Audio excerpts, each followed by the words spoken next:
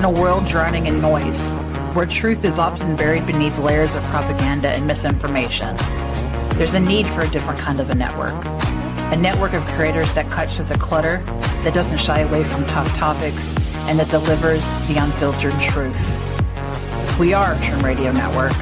We are creators, we are innovators, we are investigators. We're the ones who aren't afraid to call a spade a spade. If you're ready to participate in thought-provoking discussions, informational topics, and of course today's biggest headlines, subscribe to our YouTube channel today. We're Trim Radio Network. We're cutting the bull and serving the truth.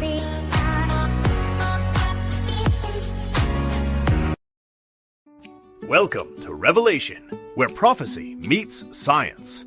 Join host Peter Kling, the Einstein of biblical prophecy, as he uncovers ancient truths with modern insight. Prepare to see the world in a whole new light. And now your host, Peter Kling. Thank you for joining us today, this morning, this afternoon, this evening, depending on where you are around the world, and we're happy that you tuned in. I do ask that you hit the like and subscribe, and please share the content. Share the content, because the things that we get into are just totally off of the charts when you listen to other information, because you need an immense amount of discernment, and there's so much propaganda out there. And when you look at everything that's going on and you do the digging, last week we talked about Babylon the Great has fallen. And now with everything that's going on, are we facing what the scriptures call the Great Tribulation? And if those days weren't cut short, no flesh would be saved. Or is this a speed bump until we actually get there? I think that, it's best to be prepared. If it's even just making sure your windows have been closed in when in case of a storm. It may not rain, but the clouds got cloudy. It wasn't any blue sky anymore. Maybe better close those windows. You look. We need to look at what is actually going on around us. Who's involved in this? At what level are they involved? And how much does it actually fit Scripture, fit prophecy, which has brought us up to, we're seeing more and more evidence that we are indeed living in the days of revelation, the revealing.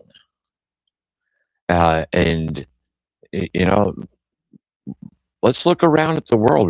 Riscola, please join in. Look what we've gone through, not so much just from the turn of the century, but especially like within the last 10 years or less, maybe the last 5 or 6 years.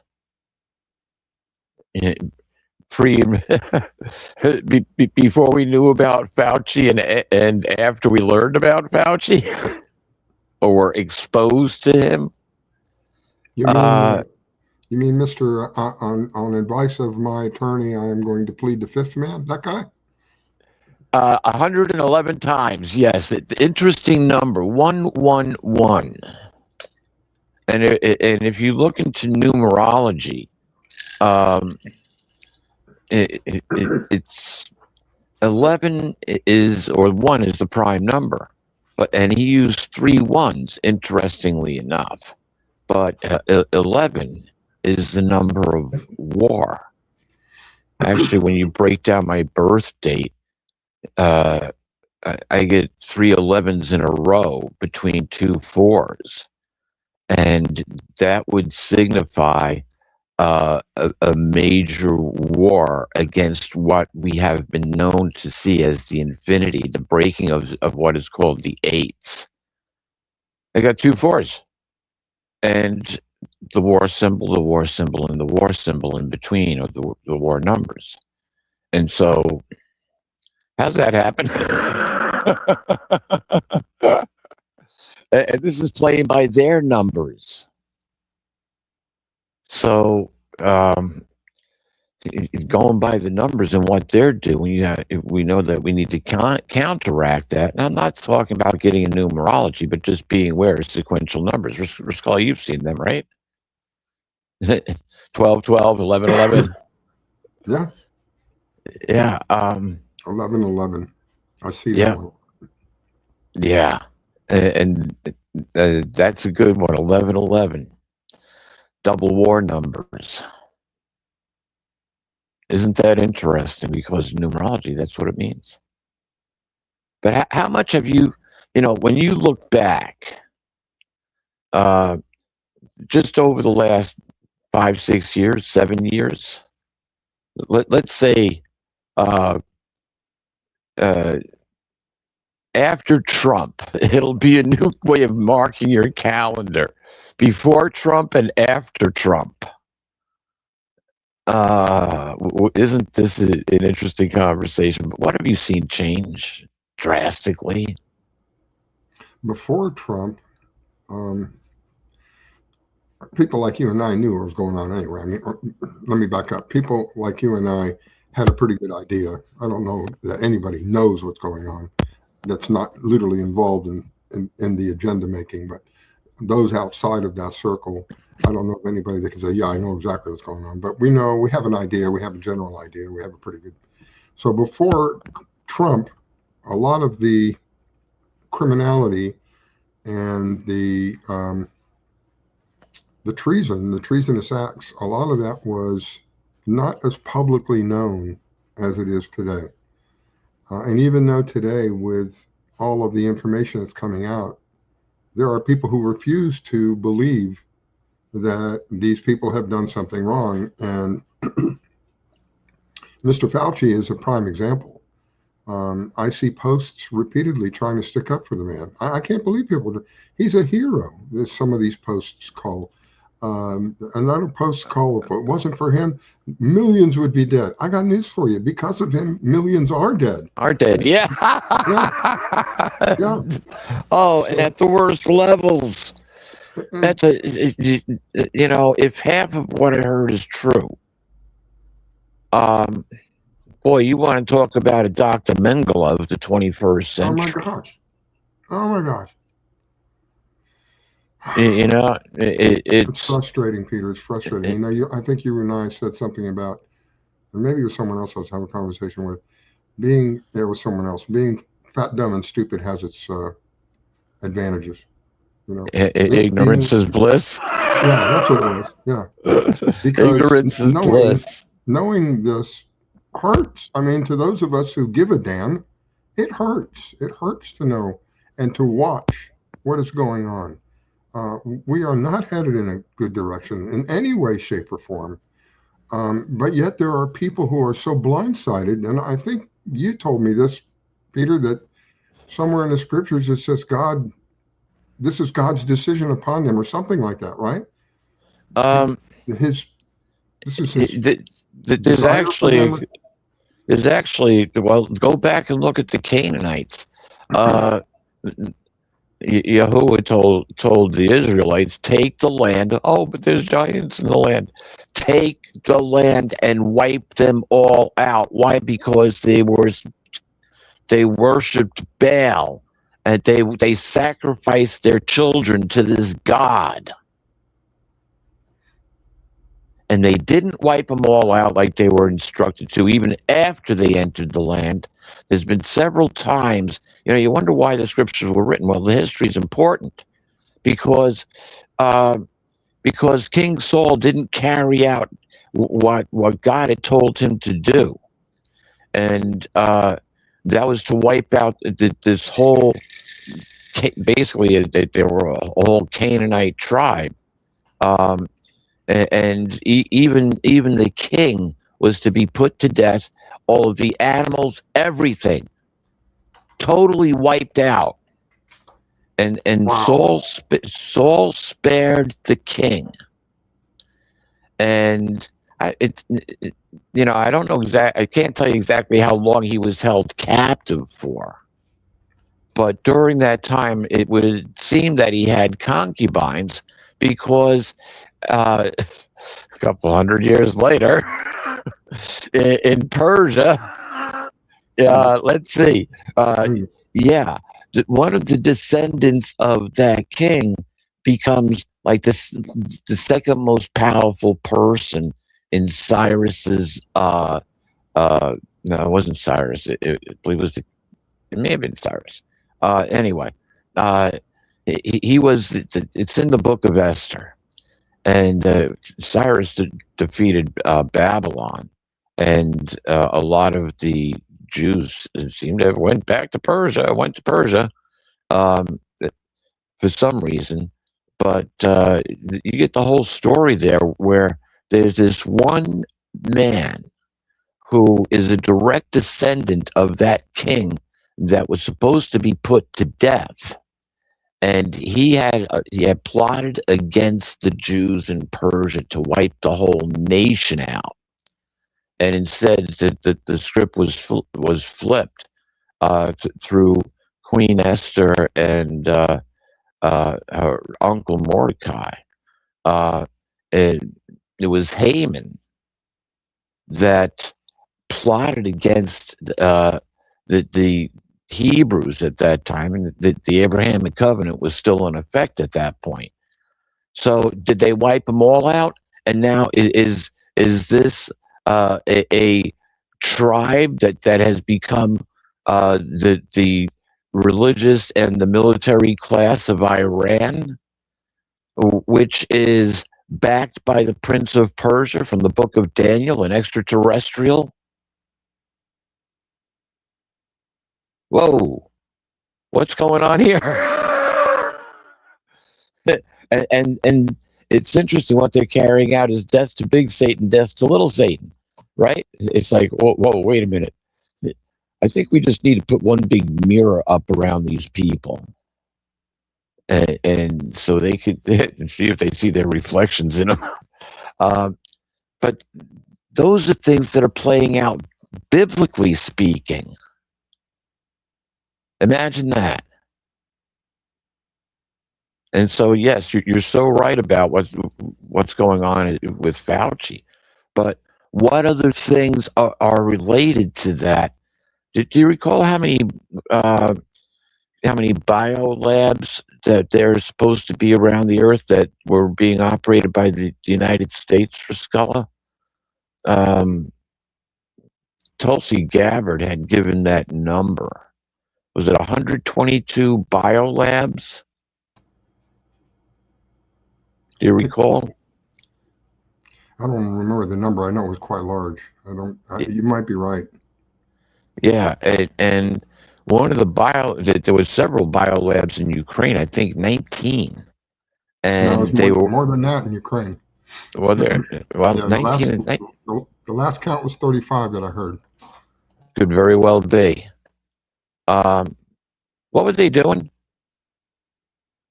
From what I understand, they were working on a virus to wipe out that would attack Russian, the Slavic people. Wait a minute, what? Yeah. And so when these are examples of the evil that has been perpetrated against this planet. And who's behind the evil? The Satanists. Who are the Satanists? Start looking around. Start looking around. We've covered Babylon the Great, or the Vatican, having to liquidate all their assets. What is it going to take?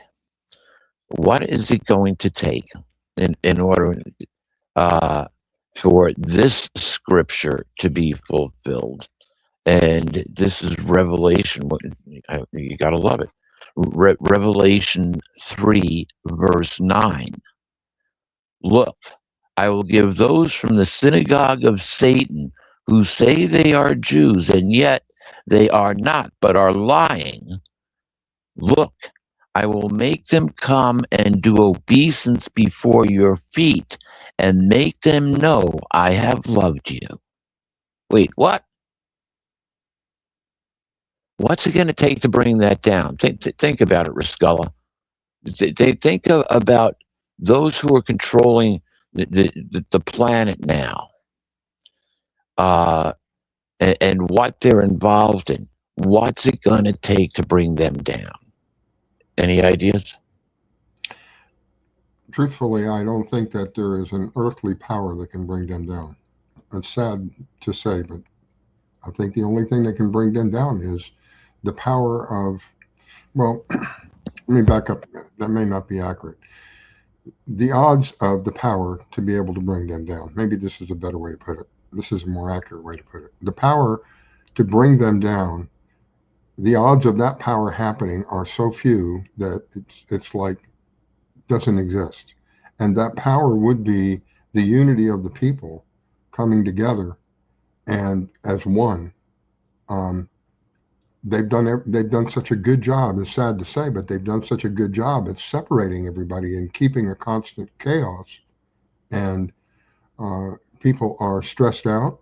They because we're attacked from every avenue you could possibly think of, and we're on edge. And so it's difficult to be friends with somebody when you're all stressed out and you're thinking that some people look at it this way: their world is, and it may very possibly be, falling apart because they've been put in a financial situation that is so hard that they can't keep up with everything.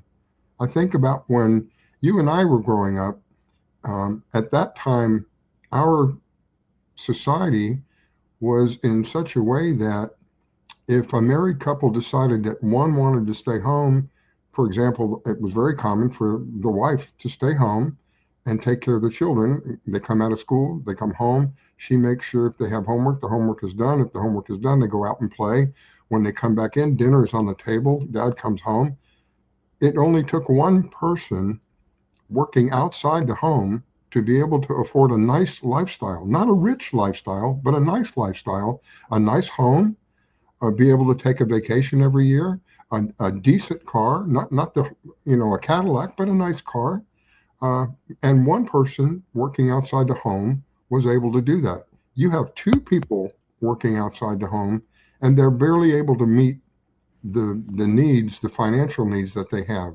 This is a perfect recipe for keeping everybody separated because you're working hard and you're stressed out all the time. How are you going to be able to take the time to go, wait a minute, step back and look at what's going on? It's all of this is a system, and I'm helping the system by continuing to be in fear or in part of the chaos or in contributing to the chaos in some way, shape, or form. And it's just an evil cycle, constant, over and over and over again. So the answer to the question, in my opinion, the only thing that can really wipe out this evil that's on this planet would be the power of God, because I don't think even the unity of all the people coming together is so low. It's not that it's impossible, but we know that it is so low. The only true hope we have left is the power of the prayer. That I know would easily bring it down. But how do you get people to get to that point where they're willing to stand shoulder to shoulder, even though they don't agree on a lot of stuff, but they're willing to stand shoulder to shoulder in order to do away with the evil? How would you do that? So I guess my answer is no. There's nothing on the planet that can, and they know that. This is the sad part. They know that. And it's interesting as you were saying that. I'm thinking, dang, we've become part of a secret society because nobody wants to. People are learning this stuff, especially Riscola. Since we started actually doing Revelation back in October. That we got a lot of copycats out there. What does that you say about? I can't think of the right word.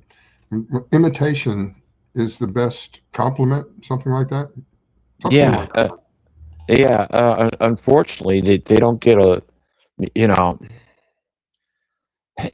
they don't have the scientific or biblical knowledge.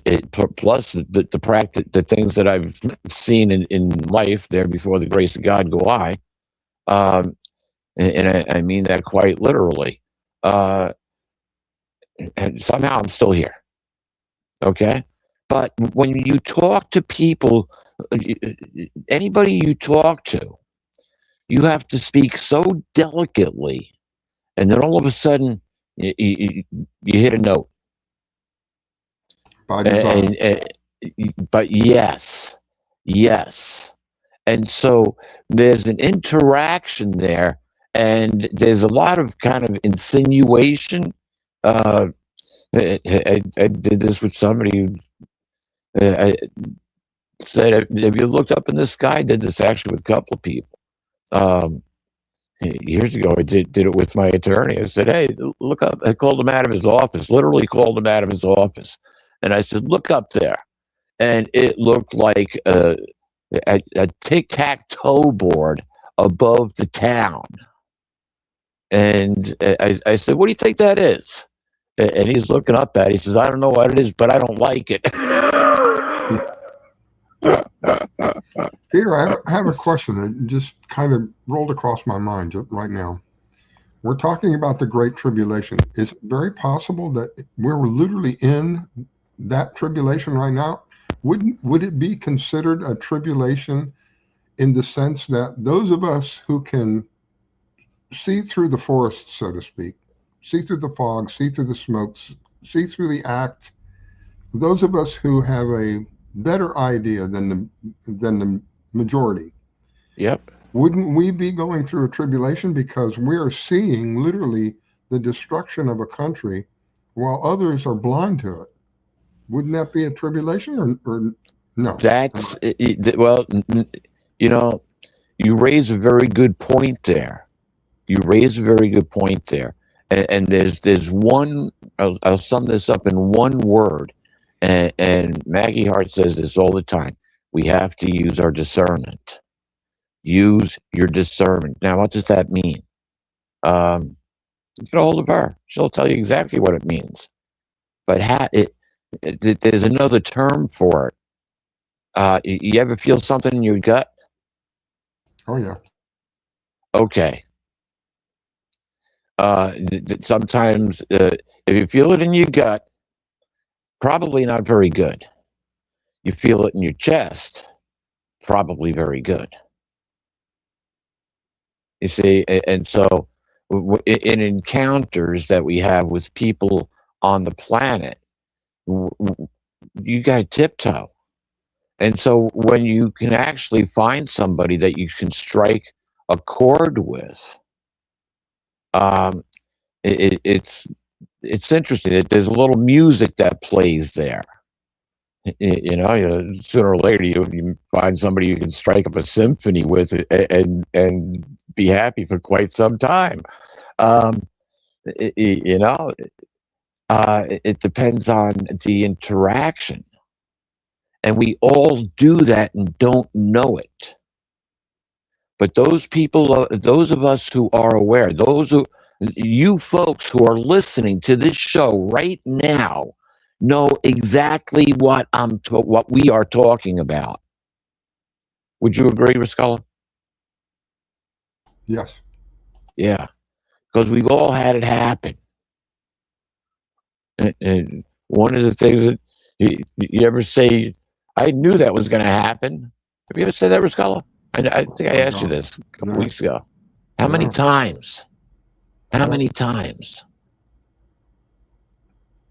Yeah.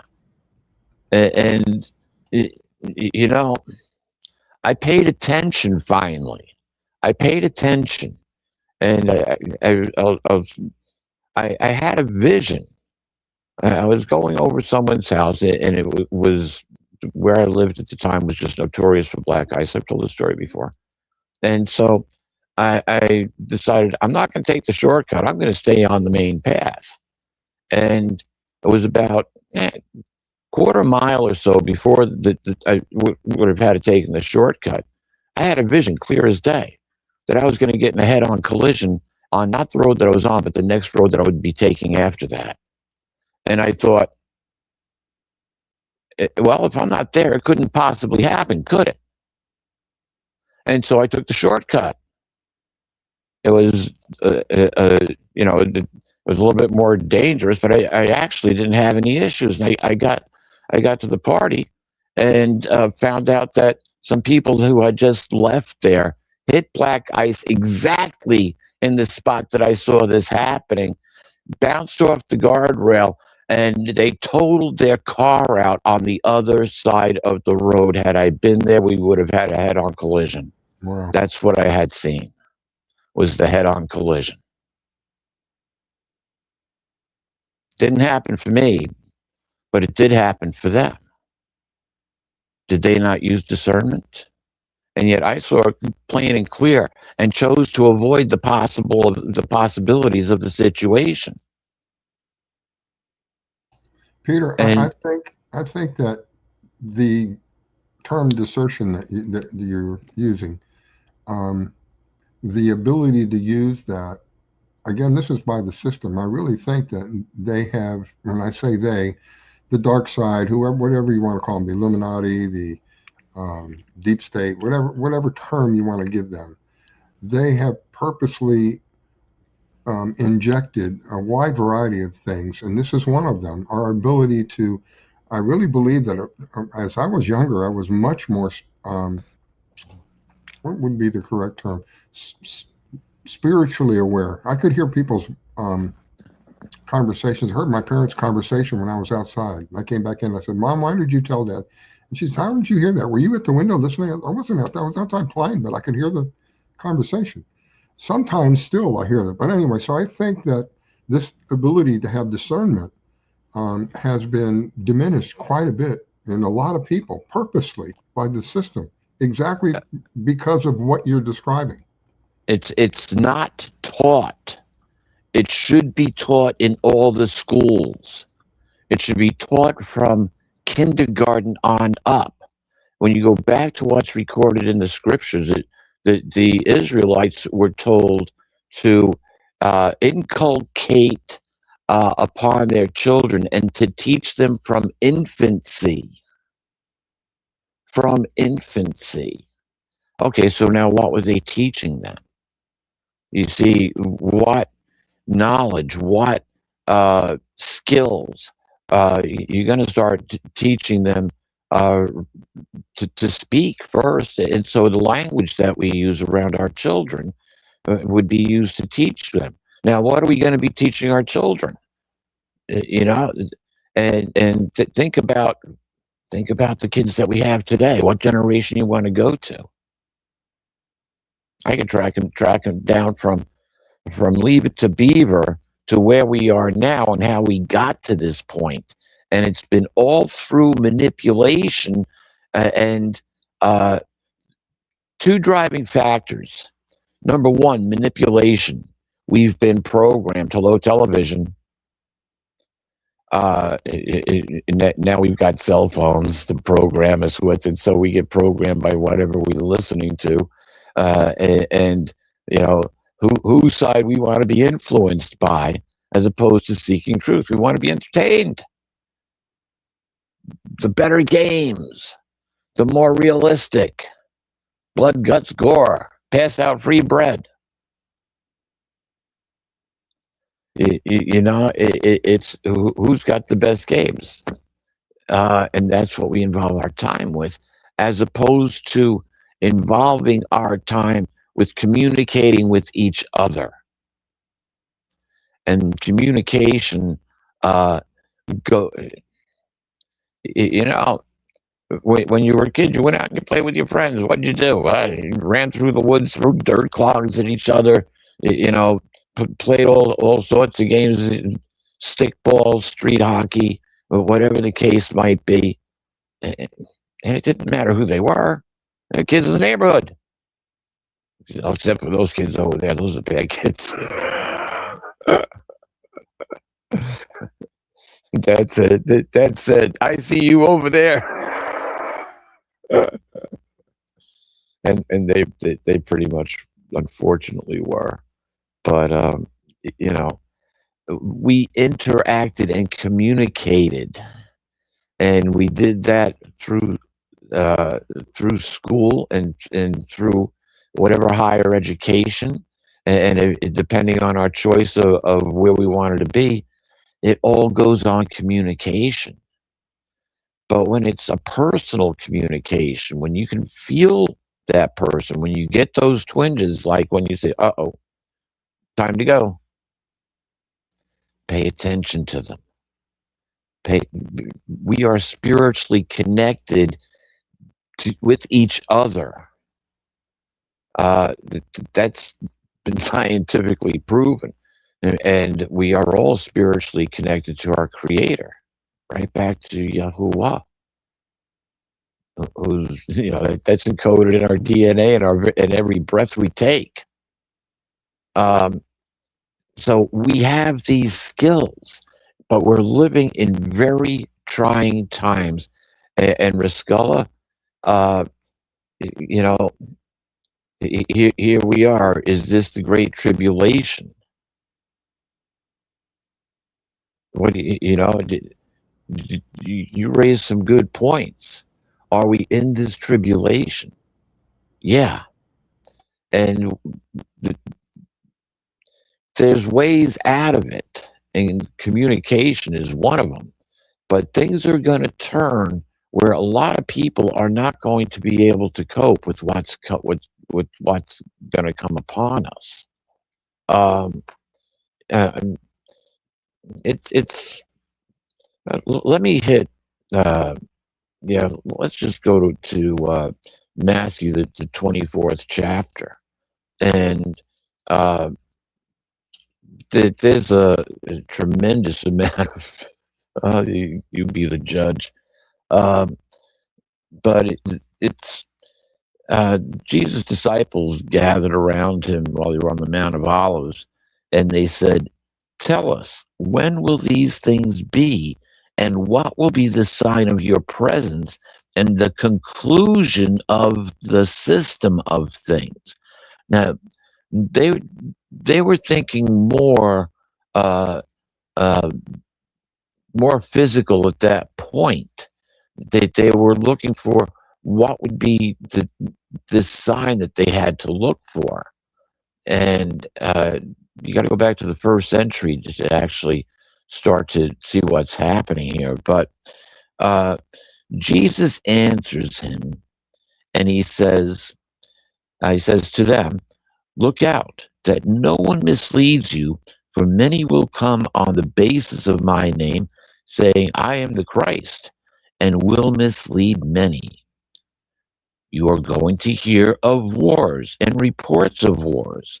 See that you are not terrified, because these things must take place, but the end is not yet. For nation will rise against nation and kingdom against kingdom, and there will be food shortages and earthquakes in one place after another. All of these things are a beginning of the pangs of distress." Riscola, why don't you comment on that, especially the last part of that? You're going to hear of wars and rumors of wars. Don't be terrified. Nation will rise against nation and kingdom against kingdom. Food shortages, earthquakes in one place. What are we seeing? We're seeing, in my eyes, I'm seeing the tribulation. It's happening. Yeah. Before our eyes, it's happening. And that's what I see. I may be wrong, but that's what I see. To me, this is we're on trial right now. We're on trial because those of us who see the corruption, those of us who recognize how the people are being manipulated and having to stand our ground, it's like fighting the current, so to speak. It's like being caught in the undertow when you're out on the beach. If you've ever been caught in an undertow, it's oh my God, is that scary? So it's like being caught in the undertow. You can't fight against it. You have to go with it for a while before you can fight parallel to it before you can beat it. Many people can't handle that. They don't see it. And sometimes, when we talked about earlier, Peter, sometimes ignorance is bliss. You know, you don't want to. Some people, I've had people tell me, it's okay, Rascal, I know, I just don't want to deal with it. It doesn't affect me personally. I don't want to deal with it. They don't understand. It does affect you personally. It's just you don't recognize it affecting you personally. That's, again, the system. Rascal, I used to love to scuba dive, and this situation didn't cure me. It just taught me, it all ended good. But I got caught in an undercurrent that took me down to 190 feet in about 45 seconds. Holy after smokes. I got off the top. Yeah, it was like somebody flushed the toilet, and I saw the bottom. And when I saw the bottom was slanted like on a 45, I knew we went over the edge. And so I was like, okay, this dive is over. My dive computer was blinking at me. Like, what? I exceeded. Wow. I exceeded its capabilities. I sucked down 1,500 pounds of air in a 3,000-pound tank. I was like, holy moly. And the dive was over. What do? Come back to the top. But we went along the bottom and went up to the bottom to where it flattened out. And then we went up. Then you can fight it, yeah. Yeah, you see, it was a matter of getting back through that undercurrent. So, and we just followed our bubbles up. Just follow, and this was at night. Wow. This was at night. Yeah. So, the first, I bring that up because we can get caught in something we didn't expect. And if you panic, you're going to die. Think about it. Recreational diving is basically maximum 120 feet deep, and that's maximum. And I was down at 190 when the dive computer reset the next day. I was like, ooh.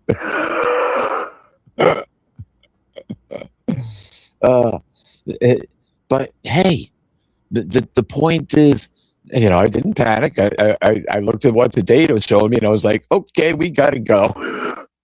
And that's what I did. And everybody was fine. We were concerned, about some of the group wasn't showing up. But they actually didn't go over the edge. They stayed on the flats. And I'll tell you that at night, that is such a fun dive. It really is. You see stuff that you just never see during the day. But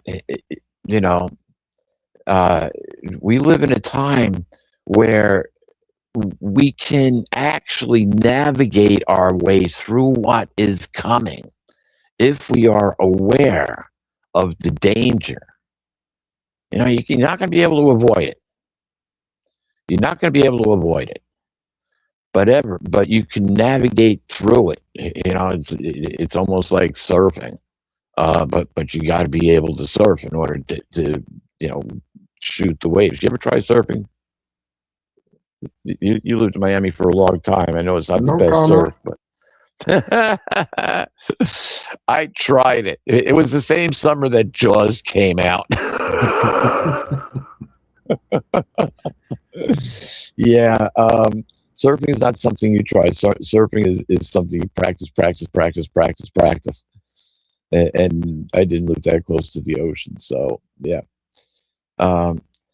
But yeah, we're going to have to navigate our way through this storm that's coming. And we've been given signs. Now, you say, well, we've had wars and all sorts of wars, for the last 100 years, over 100 years, and you'd be right. The Vatican wanted wars, so we wound up having wars. That there was money to be made in wars. And so you got the bankers right behind. And now you've got to deal with both. And that brings us to Revelation 17. And you hit a key point. Um, prayer, right?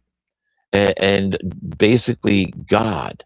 Well, Revelation 17 is about the eighth king, which ascends out of the pit of the abyss, puts together a worldwide coalition of 10 kings who do not yet have kingdoms, but hello, board of peace, and they destroy Babylon.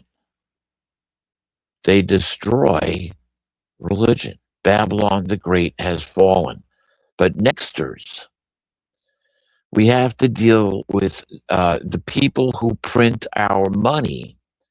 And we have to deal on a political basis. The country has to deal with communist infiltrators. That's a federal offense. That goes contrary to the Constitution. We may very well see the Joe McCarthy days. Do you remember Joe McCarthy? I believe that's what it was, Senator Joe McCarthy. Yeah.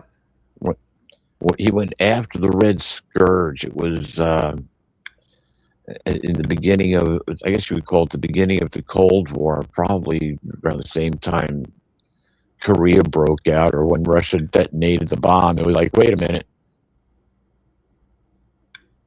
So we may see something like that because there are a lot of people in a lot of different states that are, I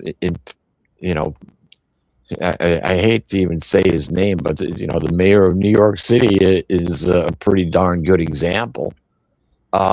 Wait a minute.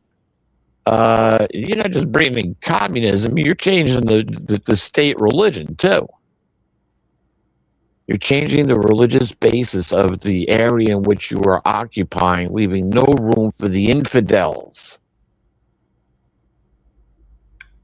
Interesting. Communist run by religion. And there's money to be made there. Isn't that what we're seeing? Sadly. Yeah. Now, Jesus went on and continued to just kind of like it gets on the personal side for me. But in this he said, see that you're not terrified, for these things must take place, but the end is not yet. Don't be terrified. Read the scriptures. Don't be terrified, because there's support there for us too. He said, people will deliver us up to tribulation. And if you look at what's going on in the world, Christians are the number one persecuted religion on the planet. Well, faith, I should say. That there's different versions of Christianity. About 40,000, over 40,000 different versions. Choose a flavor. But still, the main basis is there. When you look at it from a political viewpoint as opposed to a church viewpoint, Jesus always taught a kingdom, never a religion. So keep that in mind. But how many people look at Africa?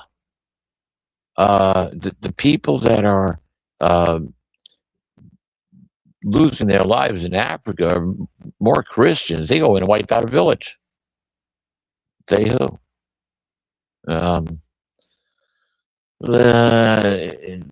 Alleged to be terrorists, if you want to call them that.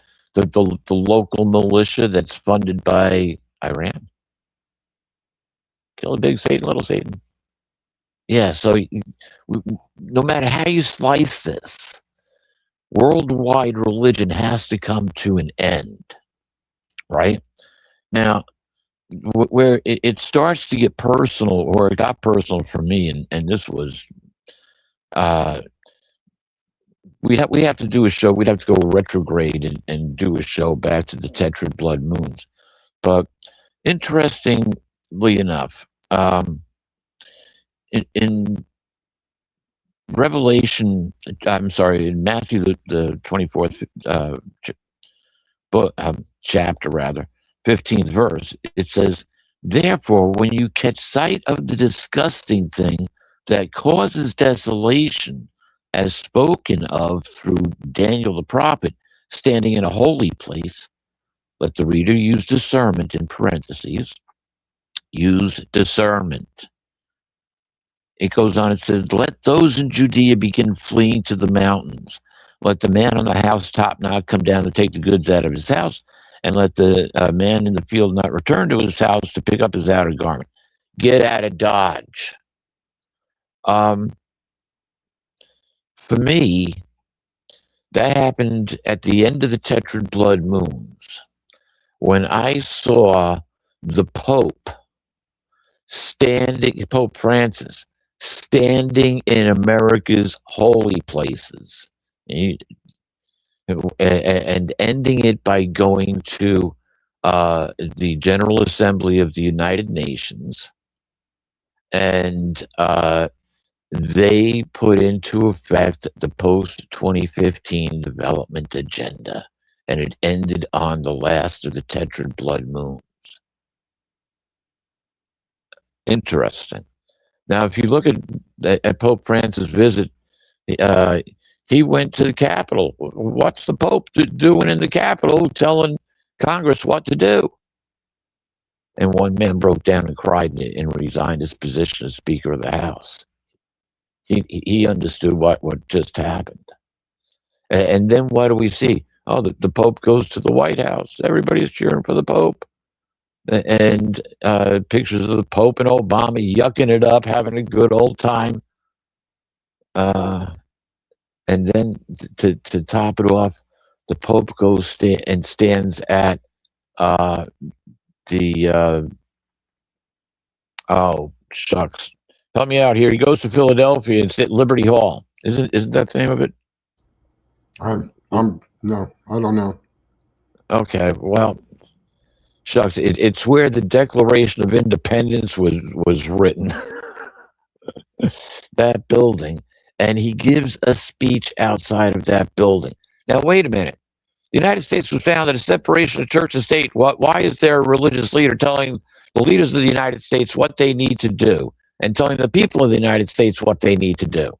Standing in all of the political places that are sacred to the Republic of the United States of America. Constitutional, I guess, is actually what it is. Independence. There we go. Thank you. Independence Hall. I knew it was a hall, but that's where the Liberty Bell is.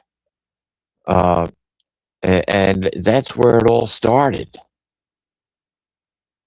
So when I saw that happen, I was living just outside the New York metropolitan area, and I said, it's time to go.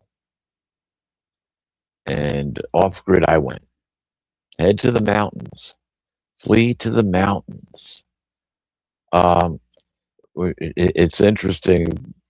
Luke says, whenever you see Israel or Jerusalem surrounded by encamped armies,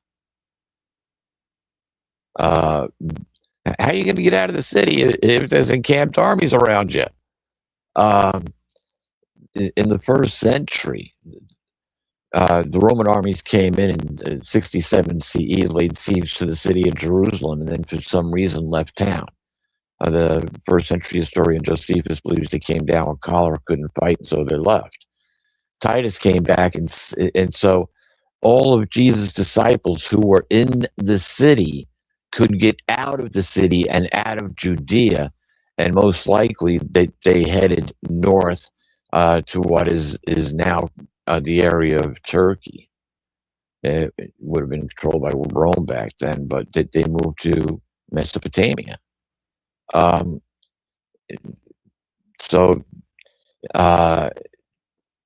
they escaped what came next.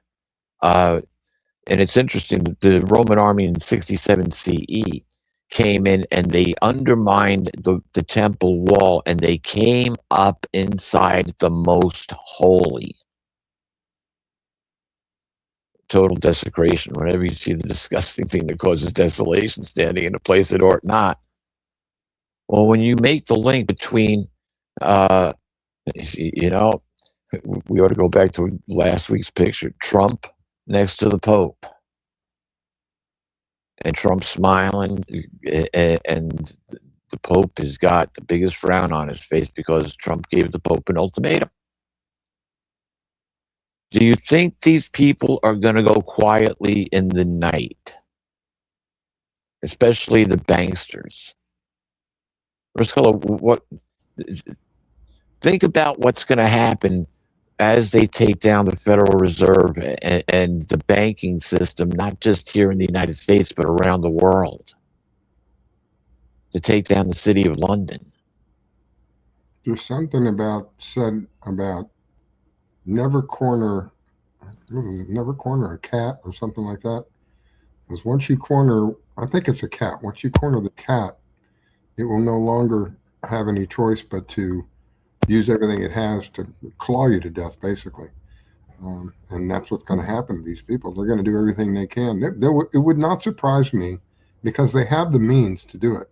It would not surprise me if they would launch some kind of horrific thing like the COVID-19, but this time instead of 9 out of 10 people getting through it without medical help, it will be like 100% kill kind of thing, you know? Shut off the labs. Shut off the labs. They're still going. The labs are still going. We're still giving money to Ukraine. It's disgusting what's going on. And that's also, we said earlier, what was it? Innocence, was something is bliss, right? Ignorance is bliss. Yeah, ignorance is bliss. Yeah, but the problem is ignorance will get you killed too. Look at what we're going through. It's going to kill me. No. You see, these are events, and these are events that need to happen. And Revelation 17:17, it says that the 8th king, and I've heard several times, Trump is king of the world, and Trump is going to be the last king of the world. If I recall correctly, didn't Carrie Cassidy say something about that when she was on your show a few weeks back? I think so. Yeah. I forget exactly word for word what she said, but she pretty much acknowledged, but it's not Carrie that it's just she sees it too. Because look at the way that he's treated. And hey, he took a ride in the royal carriage and went to the royal castle. Revelation 17:7. Was that on his first term, right? That was his second trip. Was his second trip? But when he did it, was on his first term or this term? No, this term. First term, huh? No. He did go in the first term. I think he went in 2018. He went and met with the Queen. That's where he walks in front of the Queen. Right. And he got a ride in the carriage. Was it then? The ride in the carriage only happened this last time. Oh, I didn't. I thought it was the first time. It'll almost be a year from. Something really bizarre about Trump. As pissed off as I am at him right now, but there's something really bizarre about him, because he went to Saudi Arabia, and this was on The Simpsons. Of course, The Simpsons is one of the ways they tell us what's coming, where The Simpsons show him and some of the kings of Saudi Arabia, whatever their name is, standing around some kind of appears to be some kind of a ball, maybe a crystal ball, but it looks like it's lit up. Yeah. And they all have their hands on it. Now, that's in the cartoon. Well, son of a gun. Here it is, I don't know, a year, 2, 3, 4 years, I don't know how much longer it is later. There they are doing the same exact thing. Something weird about that. Then they give him the welcoming of a king as well. They gave him a royal sword that only goes to the royalty. Did you know that? Yeah. They awarded him a sword that only goes to the only royalty can carry that sword. Yeah, and they did the sword dance too. Yeah. Something really strange about all of that. I don't know. 10 kings who do not yet have a kingdom. Now, here's the interesting thing. And now we might run a few minutes over. The all of these, this is all stuff that's lining up. So it, we have to go back and revisit this probably maybe next week. We'll see what the circumstances give us.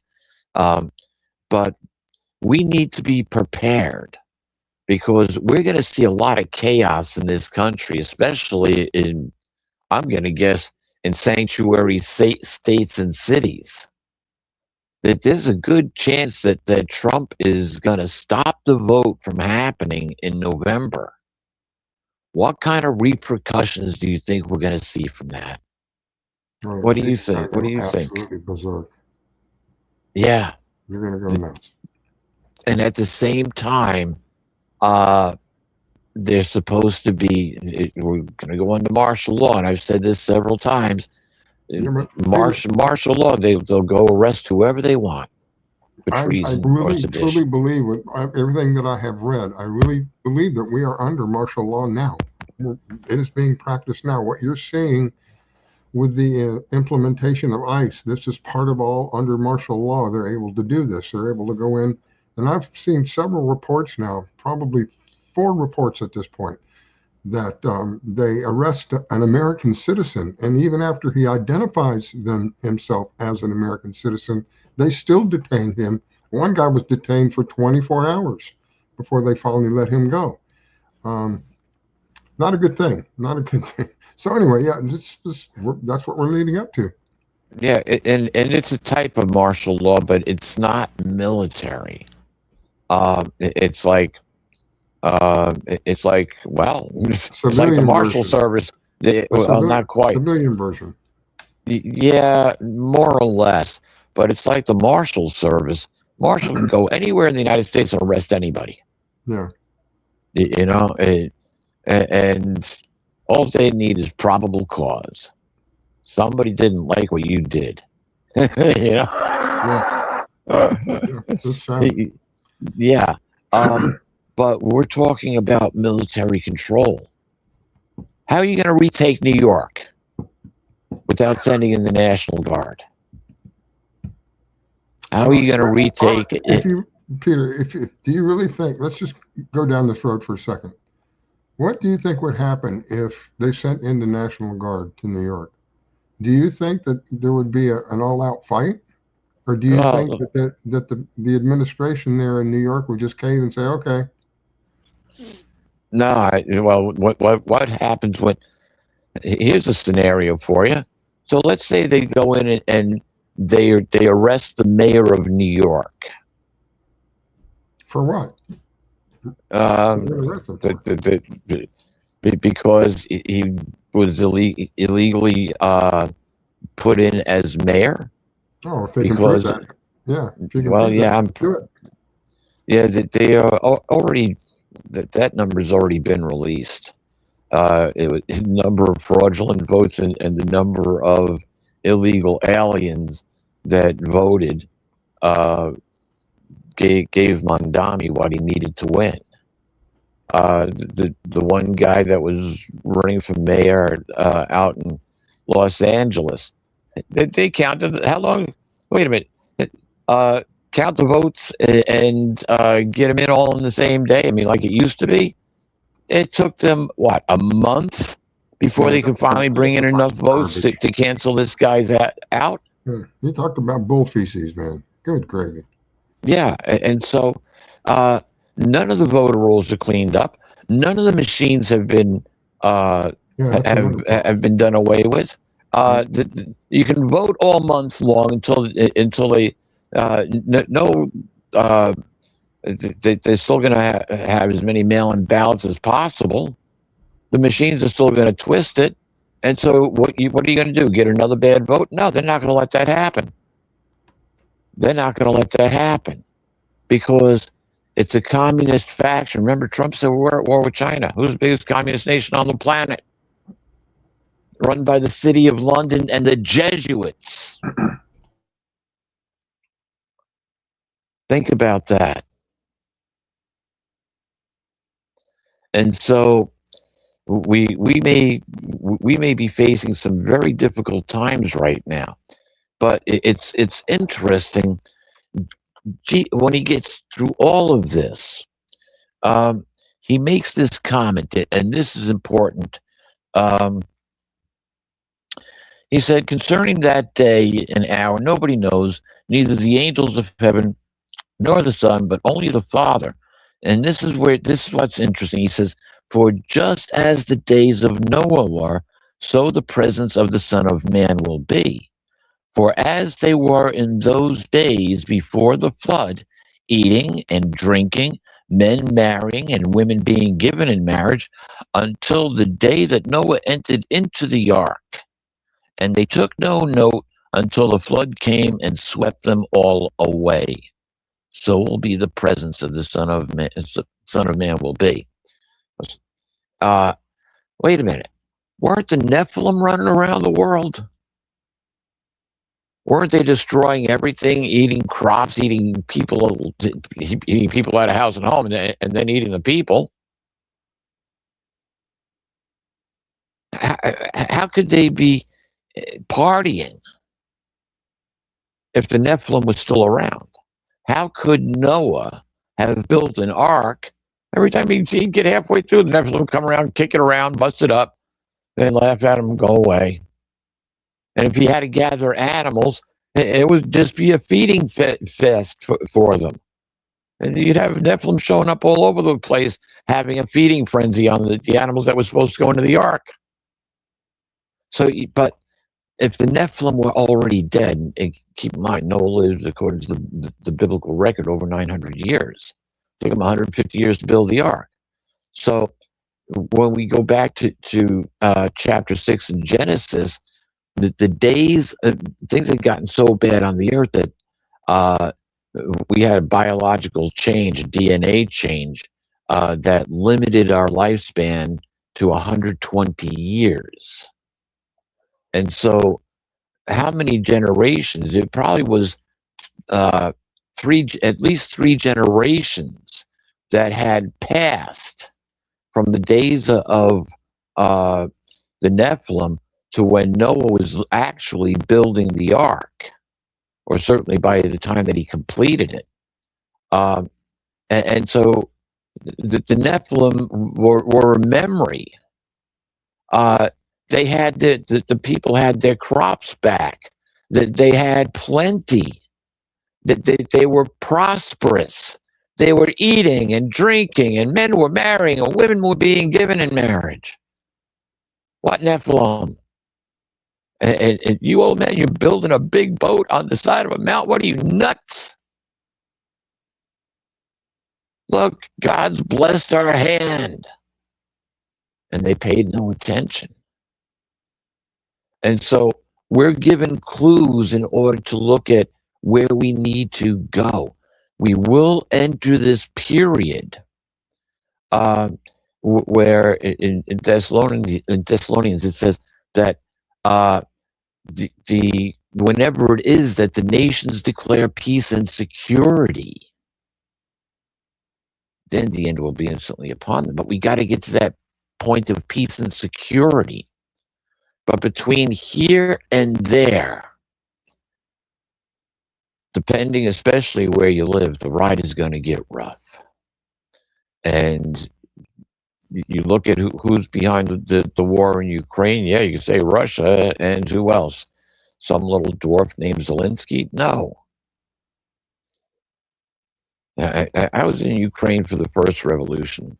The second revolution was deadly. First revolution was peaceful in 2004. A whole political faction, the Nazi faction, had entered into Ukraine and was running the political show there. And how did they come to power? We'll just have to see how what gets exposed and how this all comes to a point where we will. But between now and then, prepare, take care, be careful, or be aware, and most of all, gain accurate knowledge, use discernment, and build on your relationship with our Creator. Build a spiritual relationship. Build a spiritual relationship with your own family so we can all play that symphony together. With that, I'm going to say join us next week. We'll probably wind up continuing this topic. Rascola, thank you very much for producing and joining in on the show. We're still trying to get Dr. Jason Randa to get online. Unfortunately, he was going to try to make it tonight, and he had a situation come up, so we look forward to maybe having him next Thursday. That'll be some very interesting conversation. And most of all, I want to thank all of you for joining us and listening to the information that we have here. And with that, I'm going to say love and blessings to all. Have a fantastic night and have a fantastic week. Good night, folks.